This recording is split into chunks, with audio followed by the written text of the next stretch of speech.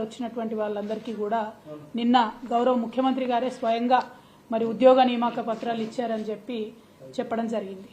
వాస్తవానికి ఇది ఎంత సిగ్గుచేటంటే డిపెండెంట్ ఉద్యోగాలు అనేటటువంటిది పోగొట్టిందే కాంగ్రెస్ పార్టీ. ఐఎన్టీయూసీ అని కాంగ్రెస్ పార్టీ యొక్క ట్రేడ్ యూనియన్ ఏదైతే ఉంటుందో వాళ్ళ సంతకాలతోని, ఏఐటీయూసీ సంతకాలతోని, తెలుగుదేశం పార్టీ ట్రేడ్ యూనియన్ సంతకాలతోని జాతీయ రాష్ట్రీయ ట్రేడ్ యూనియన్లు అన్నీ కలిపి ఆనాడు డిపెండెంట్ ఉద్యోగాలను పోడగొడితే కేసీఆర్ గారు వచ్చి డిపెండెంట్ ఉద్యోగాలు ఇచ్చి 20,000 నియామకాలు జరపడం జరిగింది. ఆ 20,000 నియామకాలు జరిపినటువంటి సందర్భంలో ఎన్నడూ కూడా కేసీఆర్ గారు వెళ్ళి ఒక్క నియామక పత్రం కూడా ఇవ్వలేదు. ఇది కేవలం సింగరేణి సంస్థలో రెగ్యులర్గా జరిగేటటువంటి ఒక ప్రొసీజర్గా ట్రీట్ చేసి అక్కడ లోకల్ స్థాయిలో ఉండేటటువంటి జనరల్ మేనేజర్స్ అంటే జీఎంల పరిధిలో నియామక పత్రాలు ఇచ్చేటట్టుగా బీఆర్ఎస్ ప్రభుత్వం ఈ అంశాన్ని అంతటిని కూడా టేకప్ చేసి, కానీ ఇప్పుడున్నటువంటి గౌరవ ముఖ్యమంత్రి వర్యులు జీఎం స్థాయిలో చేయాల్సినటువంటి పనిని హైదరాబాద్కి తీసుకొచ్చి సీఎం గారి స్థానాల్లో ఈ నియామక పత్రాలు ఇస్తా ఉన్నారు. ఇచ్చి పైగా గొప్పలు చెప్పుకోవడం, మేము కొత్తగా సింగరేణిలో 400 ఉద్యోగాలు ఇచ్చినామని. నిజంగా సిగ్గుచేటు. అబద్ధాలు చెప్పి అధికారంలోకి వచ్చినారు. అక్కడ వరకు క్షమించవచ్చేమో. ఆనాడు ఏది పడితే అది మాట్లాడితే ప్రజల్ని మభ్యపెట్టి అధికారంలోకి వస్తే అక్కడ వరకు క్షమించవచ్చు. కానీ అధికారంలోకి వచ్చినాకన్నా నిజం చెప్పండి సీఎం గారు, మీరు ఎందుకోసం ఈ నియామక పత్రాలు కేసీఆర్ గారి హయాంలో ఇచ్చినటువంటి డిపెండెంట్ ఉద్యోగాలను తీసుకొని నేనే ఇచ్చినా నేనే చేసినా అని అబద్ధాలు చెప్పుకోవడం ఎందుకు? ఒకటి. రెండు, మీరు మొత్తం ఉద్యోగాల గురించి మాట్లాడుతూ ఉన్నారు సింగరేణిలో, దీనివల్ల ఏదో రాజకీయ ప్రయోజనం పొందినాం మేమని చెప్తా ఉన్నారు. అటువంటిది ఎక్కడా కూడా జరగలే. కేసీఆర్ గారు ఏనాడైనా కూడా సింగరేణిని తన కన్న తల్లిలాగా చూసినారు. సింగరేణి ప్రైవేటీకరణ జరగొద్దని కోరుకున్నారు. సింగరేణిలో ఉన్నటువంటి ఉద్యోగాల సంఖ్య పెంచాలని చూసినారు తప్పితే తగ్గించాలని చూడలే. మీ గురువుగారైనటువంటి చంద్రబాబు నాయుడు గారి హయాంలో మాత్రమే సింగరేణిలో గోల్డెన్ హ్యాండ్ షేక్ ఇచ్చి ఉద్యోగులందరినీ తీసేసి ఉద్యోగుల సంఖ్యను తగ్గించినారు. ఈ విషయం ప్రతి ఒక్క కార్మిక బిడ్డకు, ప్రతి ఒక్క సింగరేణి బిడ్డకు, ప్రతి ఒక్క తెలంగాణ బిడ్డకు కూడా తెలుసు.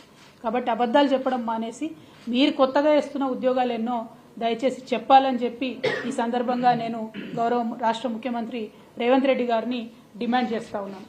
అదేవిధంగా నిన్నగాక మొన్న స్టాఫ్ నర్సులు, రేపు ఇచ్చేటటువంటి పోలీస్ కానిస్టేబుల్ ఉద్యోగాలు, మినీ అంగన్వాడీలను ఉంటారు 4,000 మంది, వాళ్ళని అప్గ్రేడ్ చేసింది టీఆర్ఎస్ ప్రభుత్వం.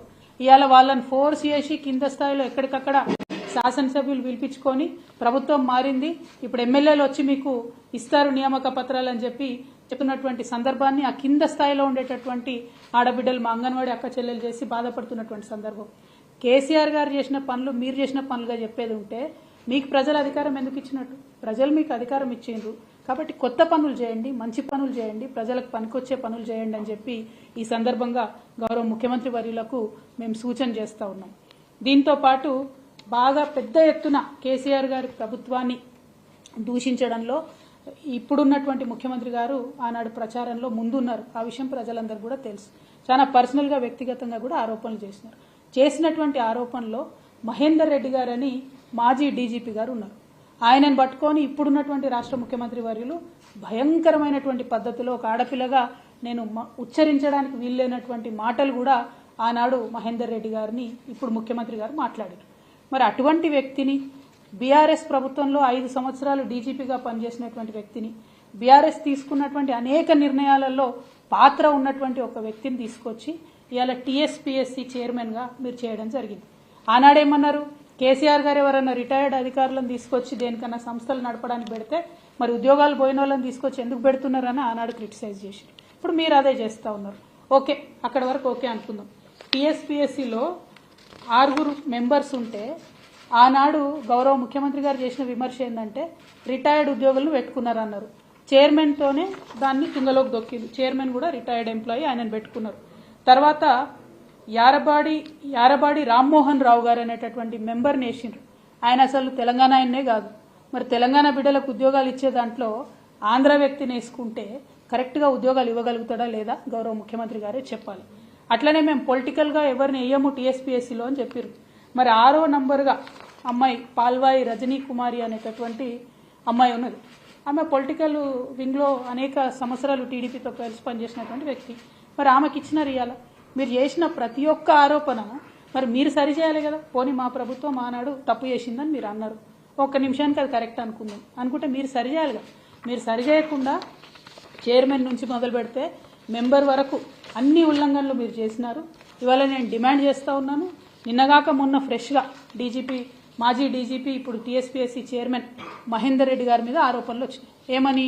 1,00,00,000 కోట్ల రూపాయలు సంపాదించుకున్నారు మహేందర్ రెడ్డి గారు అని అవినీతి ఆరోపణలు వచ్చినాయి. ఇవాళ నేను రేవంత్ రెడ్డి గారిని డిమాండ్ చేస్తూ ఉన్నాను, గౌరవ ముఖ్యమంత్రి గారిని డిమాండ్ చేస్తూ ఉన్నాను, తక్షణమే మహేందర్ రెడ్డి గారిని టీఎస్పీఎస్సీ చైర్మన్గా తొలగించాలి, జ్యుడిషియల్ ఎంక్వైరీ ఆయన మీద వేయాలని చెప్పి డిమాండ్ చేస్తూ ఉన్నాను. ఇదే డిమాండ్తోని త్వరలో గవర్నర్ గారిని కూడా మేము రిక్వెస్ట్ చేస్తాం. ఎందుకంటే టీఎస్పీఎస్సీని ఇంపీచ్ చేయాల్సి వస్తుంది, రద్దు చేయాల్సి వస్తుంది తప్పితే వాళ్ళంతటా వాళ్ళు రిసిగ్నేషన్ చేసినా ఒప్పుకునే పరిస్థితి ఉండదు.